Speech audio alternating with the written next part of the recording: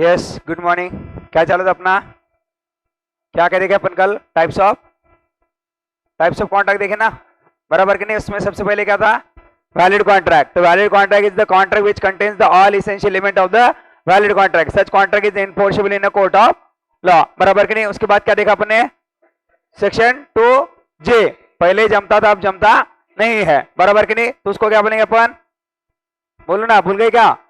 An agreement ceases to be enforceable becomes void when ceases to be enforceable। मतलब उसको क्या बोलेंगे? when the enforceability of an agreement comes to an end contracts become void। बोलो कोई दिक्कत इसमें? उसके बाद क्या था? voidable सेक्शन 2I, बराबर कि नहीं? उसमें क्या था? फिर क्या बोलेंगे अपन उसको? an agreement which is enforceable at the option of one or more parties but not at the option of other and others, बराबर कि नहीं? और इसका रीजन क्या था? वाइडेबल क्यों बन जाता? क्योंकि consent of the party free नहीं है। It is under the influence of CUFM। भूल गए आप लोग? CUFM coercion, undue influence, fraud और मिसप्रेजेंटेशन। ये चारों कंसेप्ट को और मिस्टेक को भी अपन आने वाले 3rd यूनिट में पढ़ने वाले हैं क्या? यस, पढ़ने वाले हैं। उसके बाद क्या देखा था अपन ने? क्या? इलीगल। तो illegal contracts are those contract which are forbidden by law to be made, बराबर कि नहीं? उसके बाद अपन ने क्या देखा था? Wide agreement. तो वाइड एग्रीमेंट और वाइड कॉन्ट्रैक्ट में क्या फर्क है आप लोगों को बता दिया। Wide agreement is what? Section 2G, an agreement not enforceable by law. Definition आपका कॉन्ट्रैक्ट का ही है, उसमें बस नॉट डाल दिया, मतलब इन्फोर्सेबिलिटी इसकी। मतलब देखो, अब यहाँ पे अपन ने वाइड एग्रीमेंट और इलीगल एग्रीमेंट में एक सिमिलरिटी देखी थी। क्या था? दोनों वाइड एप इनिशियो है, लेकिन एक फॉरबिडन बाय लॉ है, एक फॉरबिडन बाय लॉ नहीं है। और वाइड कॉन्ट्रैक्ट और वाइड एग्रीमेंट दोनों में क्या फर्क है? वाइड कॉन्ट्रैक्ट जब फॉर्म हुआ था वैलिड था, बाद में उसकी enforceability comes to an end just because of happening of the sun uncertain events which is beyond the contemplation of the both parties, बराबर कि नहीं? और वाइड एग्रीमेंट की क्या बात थी? वाइड एग्रीमेंट जो है वो शुरुआत से ही वाइड है, जन्म से ही पैदाइशी वाइड एप इनिशियो है वो, बराबर कि नहीं? जिसकी इन्फोर्सेबिलिटी कभी थी ही नहीं। बोलो कोई दिक्कत है? अब आगे चलने का। अनएनफोर्सेबल कॉन्ट्रैक्ट्स, चलो देखते हैं। फिर the contract is good in a substance. अरे भाई, ये जो कॉन्ट्रैक्ट है वो कैसा है? Good in a substance. ये कॉन्ट्रैक्ट ठीक है, कॉन्ट्रैक्ट में कोई दिक्कत नहीं है, लेकिन क्या बोलती है? बिकॉज सम टेक्निकल डिफेक्ट, कुछ टेक्निकल डिफेक्ट होने की वजह से इसकी इन्फोर्सेबिलिटी नहीं है। तो क्या बोलते हैं? In the absence of writing, writing में नहीं है, बराबर। तो यहाँ पे अपन ने उस दिन डिस्कस किया था ना, कुछ एग्रीमेंट ऐसे हैं, जो कुछ कॉन्ट्रैक्ट ऐसे होते हैं जिनका रिटर्न में होना बहुत जरूरी होता है। वर्ड ऑफ माउथ से चल जाते हैं, लेकिन some of the contracts are such type, such contract should be in a written form. तो absence in a writing, barred by limitation act. Barred by limitation क्या होता है? जैसे एग्जांपल के तौर पे देखो, अब एक्स पर्सन है, उसका वाई के पास 3 लाख रुपए है। कितना है? 3 लाख रुपए। तो फिर एक्स के पास वो 3 लाख रुपए रिकवर करने का, बराबर, या उन 3 लाख के अगेंस्ट जो भी बोलते हैं ना इन्फोर्सेबिलिटी फाइल शूट करने का या लीगल रेमेडीज लेने का अधिकार कब तक रहता है? 3 साल तक। अगर 3 साल खत्म हो जाए तो फिर वो क्या हो जाता है?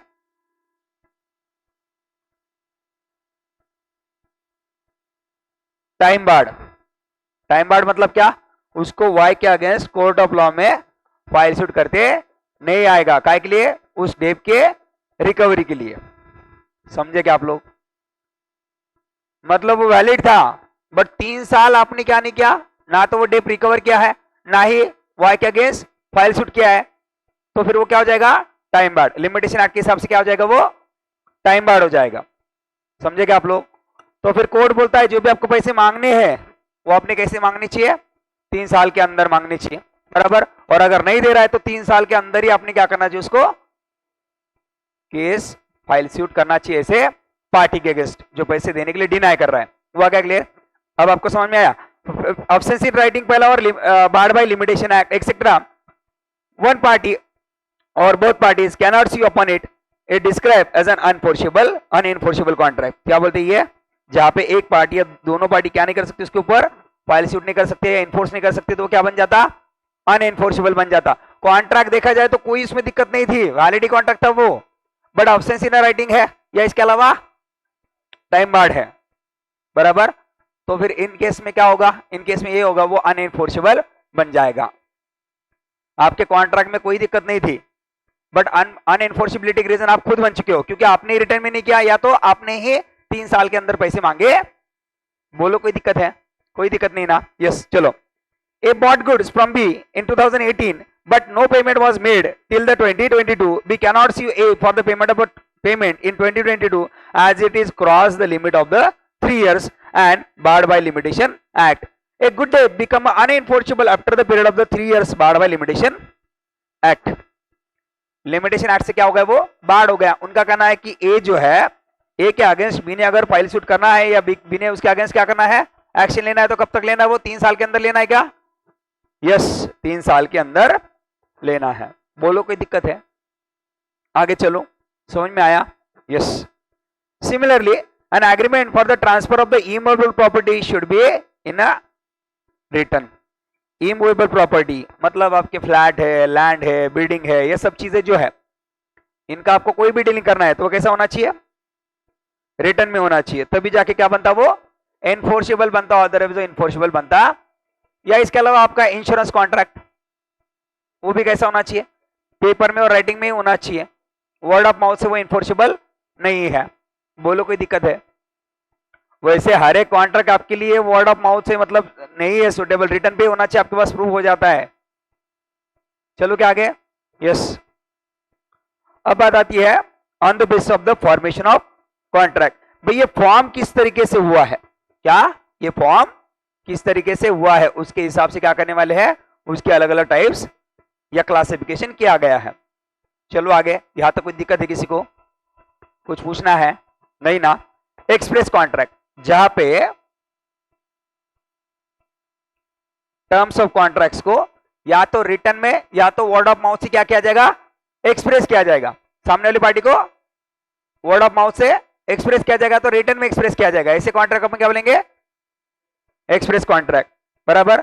A contract would be an express contract if the terms are expressed by words or in writing. या तो आपने वर्ड्स में एक्सप्रेस किया है टर्म ऑफ कॉन्ट्रैक्ट को, या तो राइटिंग में एक्सप्रेस किया है, ऐसे कॉन्ट्रैक्ट को क्या बोलेंगे, बोलो एक्सप्रेस कॉन्ट्रैक्ट बोलेंगे, बराबर कि नहीं, यस।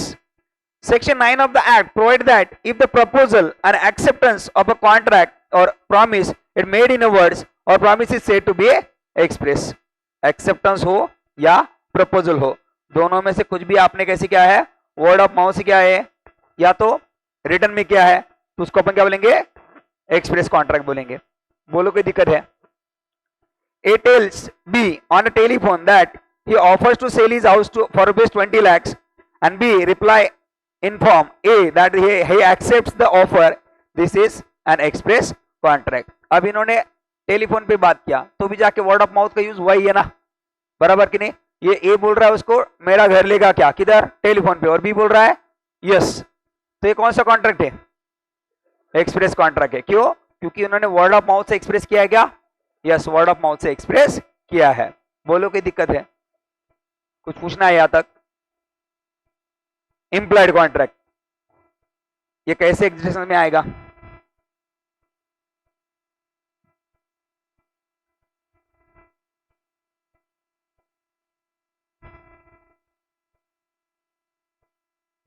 इंप्लीकेशन से, कैसे, इंप्लीकेशन से। Employed contract in contrast come into existence by implications, कैसे एग्जिस्टेंस में आ रहा है, इंप्लीकेशन से, बराबर। Most often implication is by action और conduct of the parties. Implication कैसे आ सकता है, एक्शन से और कंडक्ट ऑफ द पार्टी से भी हो सकता है, और कोर्स ऑफ डीलिंग भी हो सकता है क्या, yes course of dealing between the parties भी हो सकता है। समझ में आ रहा है क्या कि नहीं आ रहा है, course of dealing between the parties कैसे हो सकता है, मतलब क्या है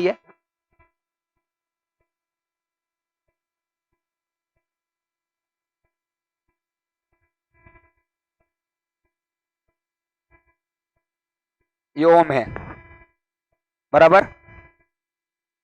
जाके बेटा किधर, होटल में, और होटल वाले ने क्या किया, उसको लाके टी दे दी, ओम ने पी लिया, तो उसने चाय मांगा था क्या? नहीं, लेकिन उन्होंने ला के दिया, फिर उसने क्या किया? हाँ, पी लिया ना। फिर ये दोनों के हरकतों से समझ में आ रहा है क्या कि भाई ये क्या है, क्या है ये? इंप्लाइडली दोनों के बीच में क्या हुआ? कॉन्ट्रैक्ट फॉर्म हुआ है, बराबर। फिर अब ओम को पैसे देने पड़ेंगे क्या? यस, देने पड़ेंगे। बोलो कोई दिक्कत है? समझ में आया कि नहीं आया? नहीं आया समझ में? इंप्लाइडली मतलब without expressing by the words और रिटर्न, कि भाई यहाँ पे वर्ड में आपने बताया नहीं है, रिटर्न में आपने बताया नहीं है, लेकिन पार्टीज की हरकतों से समझ में आ रहा है कि कॉन्ट्रैक्ट में इंटर कर रहे हैं। अब आया समझ में? नहीं आया कि फिर से एक और एग्जांपल बताओ? आ गया? अच्छा। Section 9 of the Act contemplates that such implied contracts, when it lays down that so far as the proposal or acceptance is made without otherwise than words, कि भाई words का यहाँ पे यूज हुआ नहीं है, ठीक है। Promise is said to be implied। अब चाय वाले ने बोला था क्या चाय पीना है क्या ओम को? नहीं बोला, बराबर। और ओम ने एक्सेप्ट करते वक्त कुछ नहीं बोला क्या? नहीं बोला। समझ में आया कि नहीं आया बोलो? देखो, a coolie in uniform picks up the luggage of A to be carried out the railway station without being asked by A, and A allows him to do so, and it is an implied contract. A must pay for the service of coolie detailed by him। अब चलते हैं, uniform में कोई कुली आया, किधर? Railway station पे आया होगा, बस स्टॉप पे आया, बराबर, और आपका सामान उठा के लेके जाने लगा, तो आपने क्या किया? उसको रोका क्या? आपने उसको रोका नहीं, आपने क्या होने दिया? उसको वो लगेज लेके जाने दिया। तो इसका मतलब ये नहीं है क्या कि भाई आपको उसको पैसा देना बनता है, you are under the obligation to pay him. आपने उसको रोका होता तो बात अलग होती थी। फिर आप लोगों ने यहाँ पे उसको बुलाया था क्या? ऑफर और एक्सेप्टेंस था क्या? यहाँ पे नहीं था, बराबर कि नहीं? और वो आया तो ऑब्वियसली उठाने लगा, तो ऑफर ही वो इंप्लॉयडली आपको समझ लेना है कि उसके बदले में पैसे मांगने वाला है क्या? यस, मांगने वाला है। बोलो कोई दिक्कत है? इंप्लीकेशन से मतलब पार्टी की हरकतों से समझ में आ रहा है कि ये कॉन्ट्रैक्ट में एंटर करना चाह रहे हैं। विदाउट वर्ड, एक्सप्रेस और रिटर्न ऑफर है, और एक्सेप्टेंस भी कैसा है? एक्सेप्टेंस भी कैसा है? Without using any express word और रिटर्न है। बोलो कोई दिक्कत है? आगे चलो। Yes, a drinks a coffee in a restaurant, there is an implied contract that he should pay for the price of coffee। अब ये क्या है? एक ही जगह अपने इधर ओम था, बाकी कुछ तो था ही नहीं, सेम ही बात है। बोलो कोई दिक्कत है? अब टैसिट कॉन्ट्रैक्ट, टैसिट मतलब क्या? साइलेंट। टैसिट कॉन्ट्रैक्ट मतलब क्या? साइलेंट। ये अलग से कोई कॉन्ट्रैक्ट का टाइप नहीं है। चलो आगे, टैसिट मतलब silent. Tacit contract are those are inferred through the conduct of the parties without any word spoken or written, जहां पे ना ही आप रिटर्न वर्ड होगा ना ही स्पोकन होगा, बराबर। और inferred through the conduct of the parties से समझ में आने वाला है क्या? Yes, conduct of the party से समझ में आने वाला है कि भाई ये कॉन्ट्रैक्ट में एंटर करना चाहते हैं। A classic example of tacit contract would be when a cash is withdrawn by the customer from automatic teller machine. ATM से आप कैश निकालते हो, बराबर। तो जैसे ही आप एटीएम कार्ड एंटर किए कायम एटीएम मशीन में, तो वो क्या है? ऑब्वियसली वो क्या है? आप यहाँ पे उस कॉन्ट्रैक्ट में एंटर कर रहे हो, कैश विड्रॉ कराना चाह रहे हो, फिर आपके बीच में और बैंक के बीच में ट्रांजेक्शन हो रहा है क्या? Yes, without using any word हो रहा है। समझे क्या आप लोग? लेकिन ये कैसे हो रहा है? टैसिटली हो रहा है। समझे क्या आप लोग? तो आपने ट्रांजैक्शन में एंटर किया कि बैंक के साथ? यस किया, विदाउट यूजिंग एनी एक्सप्रेस और रिटर्न वर्ड। बोल, हाँ, कोई फर्क नहीं, इंप्लॉयड का ये सब टाइप है। बट यहाँ पे सामने वाला, आप इंप्लॉयड कॉन्ट्रैक्ट में कैसे रहता? दोनों पार्टीज लिविंग पार्टीज है, एक दूसरे के सामने नेचुरल पर्सन है, बराबर। और यहाँ पे जो एग्जांपल दे दिया ऑटोमेटेड टेलर मशीन, यहाँ पे एक ही नेचुरल पर्सन और सामने देखा जाए तो दूसरा रोबोट है, ऐसा मान लो, या कोई इलेक्ट्रॉनिक मशीन है। समझ में आया क्या कि नहीं आया?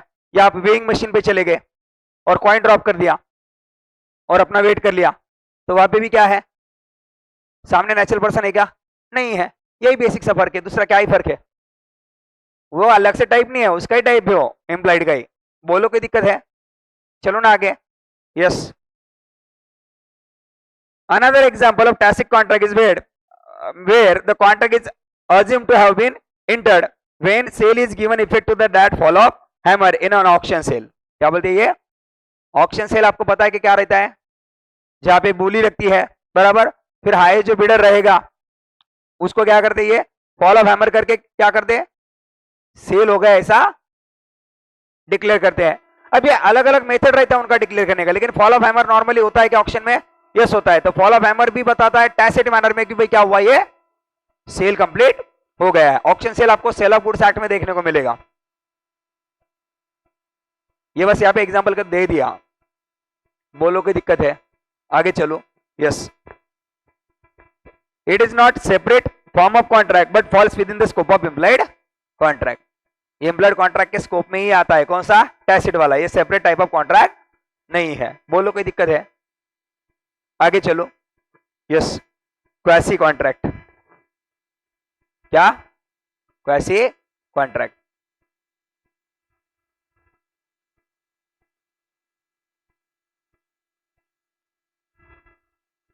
ये ओम है, बराबर,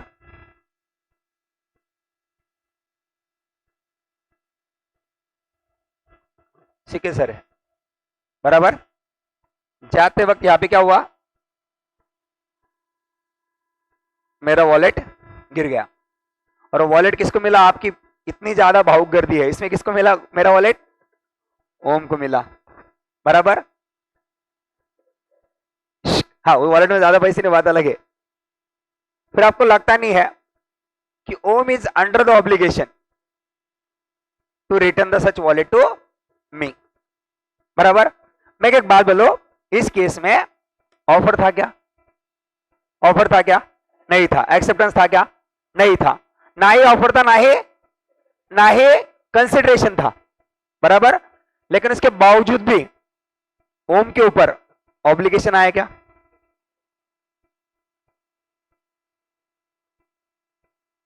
आया क्या, ओम के ऊपर ऑब्लिगेशन आया क्या, और मेरे पास राइट आया क्या, किस बात का राइट, अरे वो वॉलेट वापस लेने का राइट आया। हाँ, क्या नहीं आता मेरे पास राइट, वो खुल के बोलो सेजल, नहीं आता है क्या, क्या क्या, अरे वॉलेट, अरे भाई वही तो हमें पढ़ना है फिर लॉ में, कि finder of the lost good जो है उसको वो वापस देना पड़ता है ट्रू ओनर को, he is under the obligation. फिर आपको क्या लग रहा है कि भाई आपको वॉलेट मिल गया मतलब आपका हो गया वो, हाँ, इसका मतलब तो ये है ना, विदाउट डूइंग एनी, क्या बोलते हैं अपन, कोई मेहनत किए बगैर आपको क्या बनना है, यहाँ पे रिच बनना है, ऐसा उसका मतलब हो रहा है ना। अपने को पढ़ना क्या, वही तो चीज पढ़नी है फिर इधर। नॉर्मल प्रोडक्ट्स में बोलो कि भाई जिस पर्सन का वो वॉलेट गुम गया, उस पर्सन के पास अधिकार है क्या कि उसके पास से, जिसको मिला उसके पास से ले ले। हाँ, अगर ट्रू ओनर मिलता नहीं है तो फिर ये finder of the lost good जो है, या फाइंडर जो है ओम जो है, उसको बाकी पूरे दुनिया से वो गुड जो है अपने पास रखने का अधिकार है क्या, यस है, except true owner, true owner को छोड़ के। अगर ट्रू ओनर नहीं मिला तो मान लो ओम अख्खं वॉलेट आता आपलं, नहीं आ रहा है कि समझ में। देखो यहां पे ऑफर नहीं था, ना ही एक्सेप्टेंस था, और ना ही कंसिडरेशन था, तो भी जाके ये ऑब्लिगेशन आया ओम के पार्ट पे, राइट आया मेरे पार्ट पे, बराबर कि नहीं।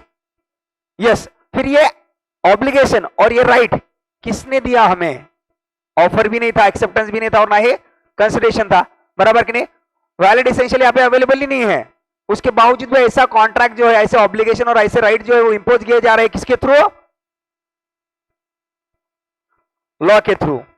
और जब लॉ ऐसे राइट और ऐसे ऑब्लिगेशन हमारे ऊपर इंपोज करेगा, ऐसे कॉन्ट्रैक्ट को क्या कहा जाएगा, बोलो, क्वासी कॉन्ट्रैक्ट।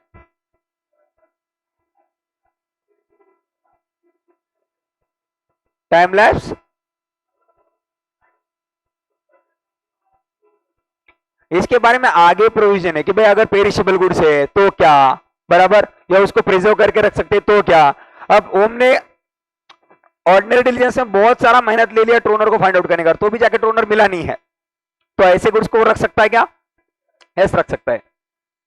उसमें भी गुड्स दो अलग तरीके, दो रह सकते हैं ना, आगे भाई पेरिशेबल गुड है, with in the time span खराब हो जाएगा, अगर उसको प्रिजर्व करके रख सकते हैं तो उस केस में उसे रखना चाहिए। ऑर्डिनरी बिजनेस में उसे मेहनत लेनी चाहिए किसी पर्सन को फाइंड आउट करने के, जो ट्रू ओनर है उसके अलग अलग है। फाइंडर ऑफ लॉस्ट गुड्स आपको आगे देखने को मिलेगा आने वाले यूनिट्स में, अभी तो रुको, ऐसा है ना, थोड़ा सब्र करो।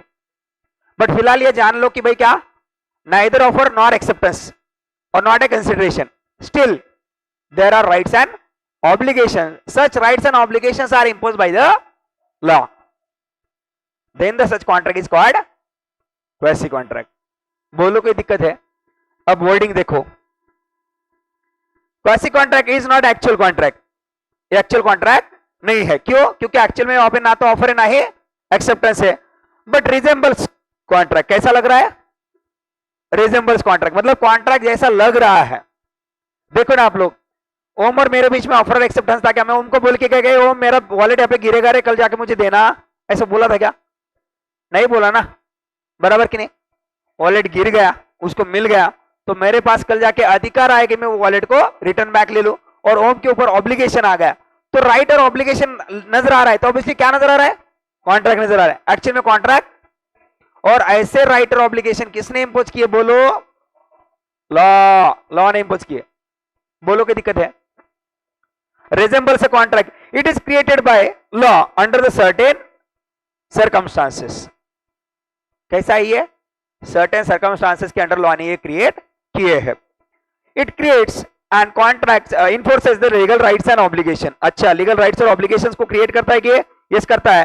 When the near no real consent और no real contract exist, such obligations are known as quasi contract. ऐसे ऑब्लिगेशन और ऐसे राइट जो एग्जिस्टेंस में आते हैं उसको क्या बोलते हैं?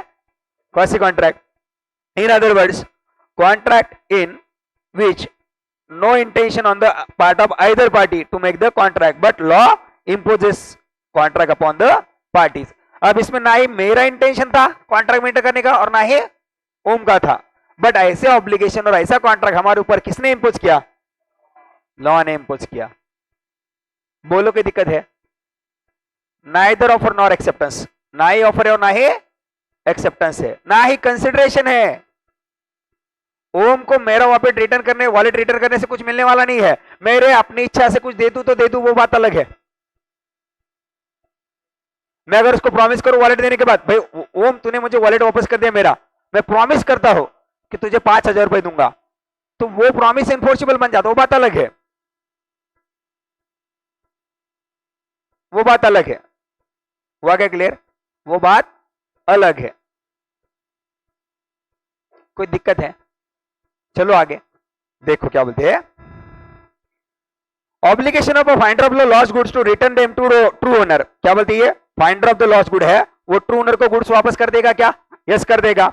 अ person to whom money is paid under the mistake is to pay back and can not say it there arise out of the contract, even it is a remotest sense, as there is a neither offer and accept nor acceptance or not consent, there are said to be a quasi contract. अब देखो क्या बोलते हैं ये, अब x person है, वो Y को 1,000 रुपए ट्रांसफर करना चाहता है, कैसे? फोन पे से, गलती से एक जीरो ज्यादा हो गया, तो फिर आपको लग नहीं रहा है 10 टाइम्स पैसे ज्यादा गए किसको?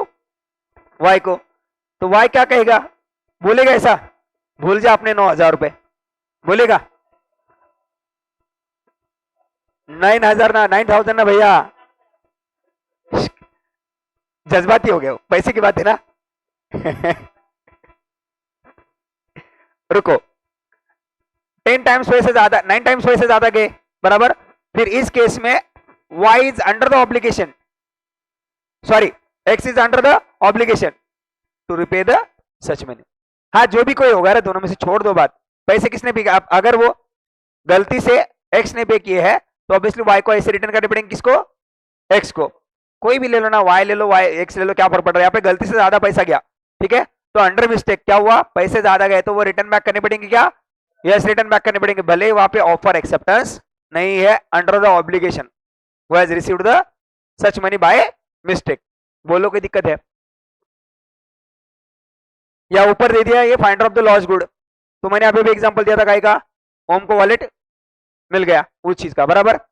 देखो T a tradesman leaves the goods on C's house by mistake. अच्छा, सी के घर पे क्या कर दिया उसने, गुड छोड़ के गया सामने करके, तो सी ने क्या किया, गुड्स को अपना मान लिया, ट्रीट किया अपना है, और उसका कंजम्पशन कर लिया, तो सी इज बाउंड टू पे फॉर द गुड्स। इस केस में क्या सी ने ऐसे पैसे देने चाहिए, क्या, यस देने चाहिए। कोई दिक्कत है, बोलो कोई दिक्कत है, तो समझ में आपको, ना ही ऑफर है, ना ही एक्सेप्टेंस है, ना ही कंसिडरेशन है, स्टिल ऑब्लिगेशंस इंपोज हो रहे क्या, यस, और एक पार्टी के पार्ट पे राइट्स आ रहे क्या, आ रहे हैं। बोलो कोई दिक्कत है,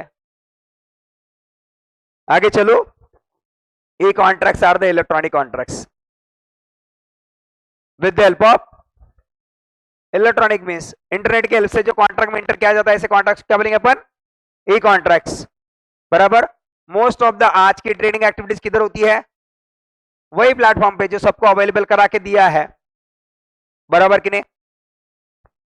अरे आप लोग कुछ डाउट हो ना, आपस में डिस्कस किया करो, सीधा इधर पूछा करो, क्या बात है संस्कृति, वो क्या, वो बोलो क्या, अरे आप एक्सप्रेस नहीं करोगे तो आप कैसे समझ में आएगा क्या बात करनी है और क्या ही डाउट है।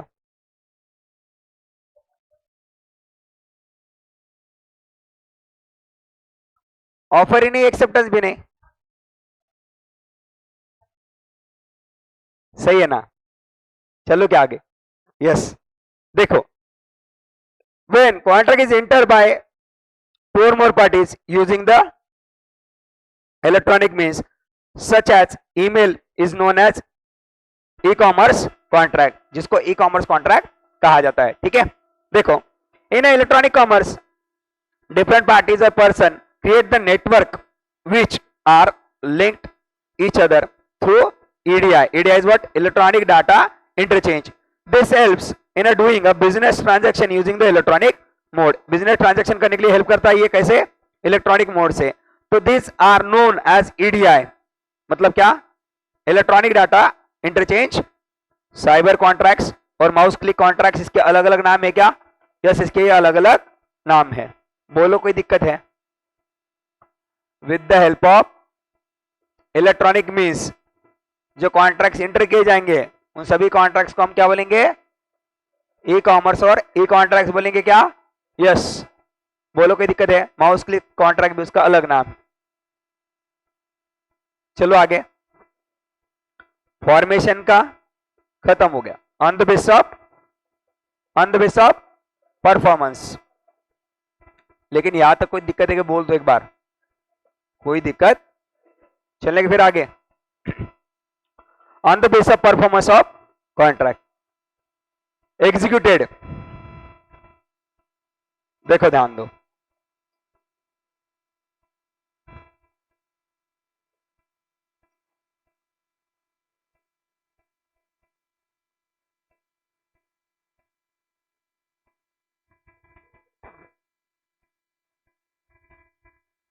क्या हुआ, चलो ध्यान दो।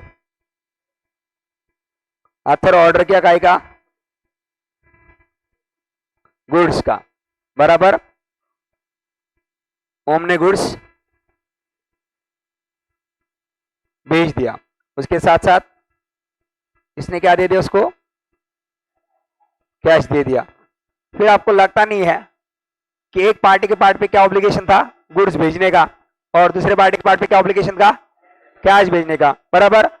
तो ऑब्वियसली इस केस में क्या हुआ, गुड्स भी गया और कैश भी आए, तो फिर दोनों पार्टीज ने अपने रिस्पेक्टिव ऑब्लिगेशंस को पूरा कर दिया गया, यस। फिर अपन इसको बोल सकते कैसा, एग्जीक्यूटेड हो गया। No party is remains under the obligation, कोई पार्टी अंडर द ऑब्लिगेशन रही नहीं है, दोनों पार्टी ने अपने ऑब्लिगेशन को क्या कर दिया है, पूरा कर दिया है, बराबर कि नहीं। फिर इसको क्या बोलेंगे बोलो, एग्जीक्यूटेड कॉन्ट्रैक्ट। क्या बोलेंगे, एग्जीक्यूटेड कॉन्ट्रैक्ट। देखो, the consideration in given contract could be an act और फॉरबियरेंस। क्या बोलते हैं ये, अब ऐसे कॉन्ट्रैक्ट में कंसिडरेशन जो है वो क्या हो सकता है, कोई एक्ट हो सकता है या फॉरबियरेंस हो सकता है, कुछ करना भी हो सकता है और कुछ ना करना भी हो सकता है। क्या, यस, उसको फॉरबियरेंस कहा गया है, ठीक है। व्हेन एक्ट इज डन, अब जब ऐसा एक्ट किया जाए, फॉरबियरेंस मतलब आप कोई चीज से रिस्ट्रेन करना। कॉन्ट्रैक्ट में मैं एक बात बोलूं, ऐसा ही हो सकता है कि हर बार कि भाई कोई एक्ट करना ही कोई कॉन्ट्रैक्ट हो सकता है क्या, नहीं। कॉन्ट्रैक्ट काय के लिए हो सकता है, कुछ ना करने के लिए भी हो सकता है। क्या हो सकता है ना, फॉरबियर कर जाओ, फॉरबियरेंस वाला भी एग्रीमेंट होता है। हाँ, अब्सटेन करो, इस चीज से अब्सटेन करो, रिस्ट्रेन करना। एग्जाम्पल दू, अच्छा, एग्जाम्पल के बगैर काम चलता नहीं है भैया, ठीक है। ये क्या है, छत्रपति संभाजीनगर है, ठीक है। मेरे को मैप इतना अच्छा नहीं आता है और ना ही मैं आपको लोगों को मैप पढ़ाने के लिए इधर हूं, ठीक है। अब यहाँ पे तेरा नाम क्या है रे, हाँ,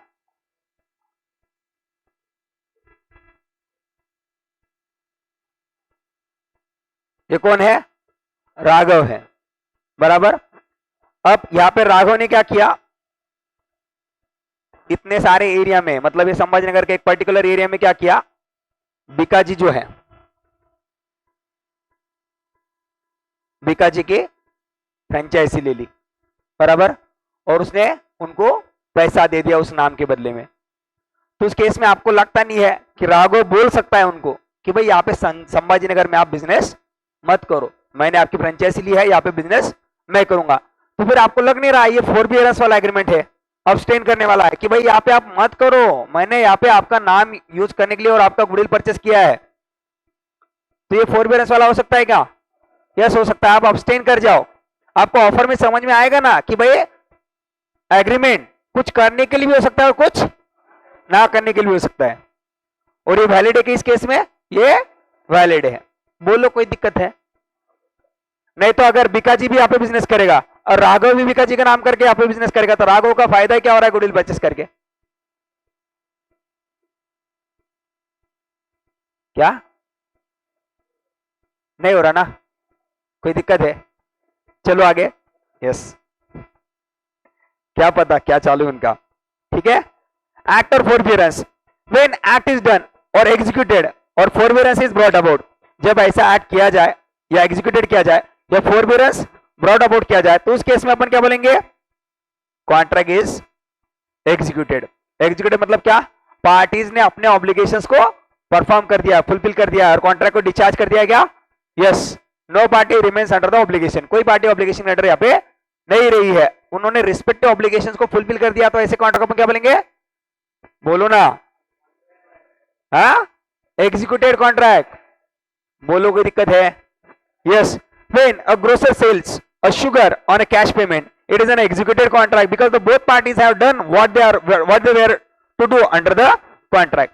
अब एक ग्रोसर जो है वो सेल कर रहा था क्या, शुगर, तो शुगर दे दिया, कैश ले लिया, तो दोनों पार्टी ने अपने रिस्पेक्टिव ऑब्लिगेशन को पूरा कर दिया। क्या, यस कर दिया ना, तो ऐसे कॉन्ट्रैक्ट अपन क्या बोलेंगे, एग्जीक्यूटेड। और अपने एग्जांपल में क्या था, यहाँ पे देखा था ना, क्या गुड्स भेज दिया, कैश आ गई, बात खत्म, कोई दिक्कत है।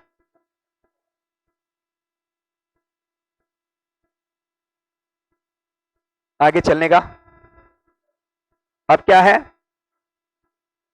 एग्जीक्यूटरी। क्या, एग्जीक्यूटरी कि भाई यहां पे आपका परफॉर्मेंस क्या है, रिमेन्स टू परफॉर्म है, बाकी है, तो इसको क्या बोलेंगे अपन, एग्जीक्यूटरी। क्या बोलेंगे, एग्जीक्यूटरी। अभी एग्जीक्यूटरी एक पार्टी के पार्ट पे हो सकता है और दोनों पार्टी के पार्ट पे भी हो सकता है। जैसे थोड़ी देर के लिए कंसिडर करो, एक्स है, उसने क्या किया, ऑनलाइन क्या मंगाया, बैट मंगाई, बराबर, बैट मंगाई, बैट, तो उसने पेमेंट कर दिया, लेकिन अभी बैट आना बाकी है। समझ में आ रहा है क्या? पेमेंट कर दिया, बैट आना, फिर आपको लगता नहीं एक्स ने अपना ऑब्लिगेशन पूरा कर दिया, अब यहाँ पे सामने वाला जो भी कुछ ऐप हो गए, जो भी कुछ पार्टी होगी, उनके पार्ट पे ऑब्लिगेशन पूरा करना बाकी है। तो ये क्या हुआ? एग्जीक्यूटिव, लेकिन कैसा? यूनिलैटरल, एक साइड पे। अब इसने ऑर्डर तो कर दिया, ना ही बैट आया है ना ही पैसे दिए है, तो ये बायलैटरल हो गया क्या? Both parties are remains to perform their respective obligation, जहां पे दोनों पार्टीज अपने ऑब्लिगेशन पूरा करने के लिए अभी कैसे है? रिमेन्स है, मतलब अभी पूरा नहीं किया दोनों पार्टीज ने, तो उसको क्या बोलेंगे? कौन सा एग्जीक्यूटरी? दोनों पार्टीज का बाकी है बायलैटरल एग्जीक्यूटरी, और एक वाला यूनिलैटरल एग्जीक्यूटरी। बोलो कोई दिक्कत है? अभी देख लेंगे वर्ड्स में, या उनका वर्डिंग देख लेंगे, लेकिन आपको कंसेप्ट समझ में आएगा? ऐसा है, ठीक है, चलो। An executory contract is the consideration is the reciprocal promise और ऑब्लिगेशन। मतलब क्या? रेसिप्रोकल प्रॉमिस मतलब क्या? मेरे प्रॉमिस के बदले में आपका प्रॉमिस, और मेरे ऑब्लिगेशन के बदले में आपका ऑब्लिगेशन। मेरा ऑब्लिगेशन क्या? बैट भेजना, और आपका ऑब्लिगेशन क्या? पेमेंट करना।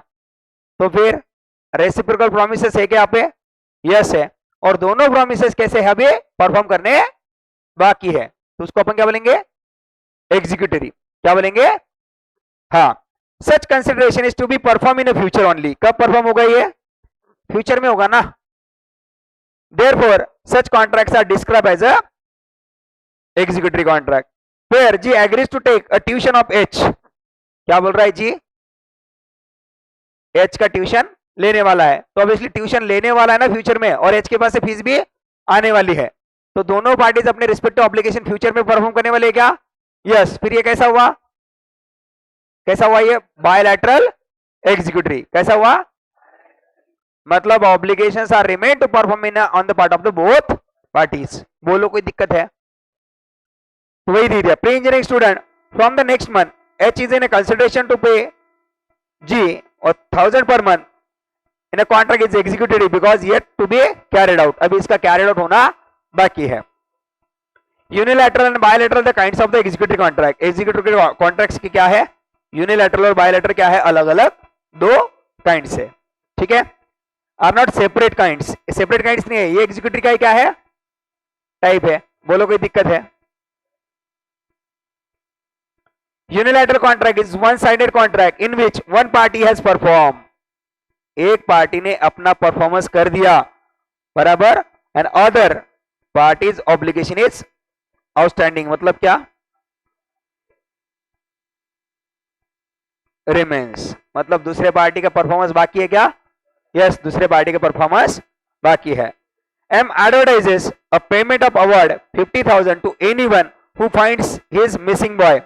अच्छा, एम जो है उसका बेटा गुम गया, वो बोलता है जो फाइंड आउट करके लाएगा उसको क्या करेंगे? हम पूरे 50,000 रुपए देंगे। कितने देंगे? अब जिसने बॉय को ट्रेस किया, फाइंड आउट करके लेके आया, इसका मतलब क्या? जिसने फाइंड आउट किया उसने अपना ऑब्लिगेशन क्या कर दिया? फुलफिल कर दिया। अब एम जो है वो पैसा देना बाकी है, तो इस केस में अपन क्या बोलेंगे? ऐसे कॉन्ट्रैक्ट क्या बोलेंगे अपन? क्या? Unilateral executory. क्या बोलेंगे? Unilateral executory.